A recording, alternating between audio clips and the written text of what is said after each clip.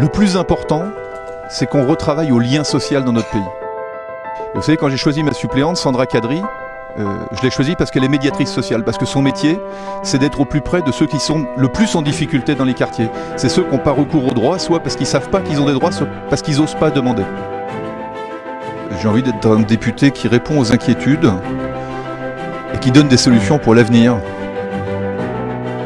Ce que nous faisons avec France 2030, la relocalisation industrielle, les investissements en matière écologique. Est-ce que là, nous proposons en matière de pouvoir d'achat, aussi bien pour les retraités que pour la fonction publique, que pour les minima sociaux, que pour les salariés du privé, c'est un changement de paradigme, c'est un changement de société.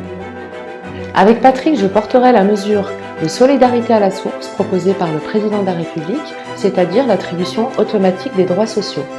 Ça va changer la vie de milliers de personnes fragiles, modestes, atteintes de handicap ou victimes des épreuves de la vie. Moi, j'ai une proposition très concrète que je porterai dès le prochain budget si les électeurs me font confiance, c'est de créer une zone franche pour toutes les entreprises qui se développent dans les Bauges et plus globalement dans la ruralité ou dans les quartiers difficiles. Parce que sur une agglomération comme Chambéry, on sent monter des inégalités croissantes. En fait, entre des communes qui se débrouillent bien, et c'est tant mieux, il faut que ça continue, et puis des territoires qui sont plus difficiles d'accès. Parce que choisir d'aller développer une activité économique, même petite, même tout seul, dans les Bauges, c'est pas forcément simple, ou sur les contreforts des Bauges.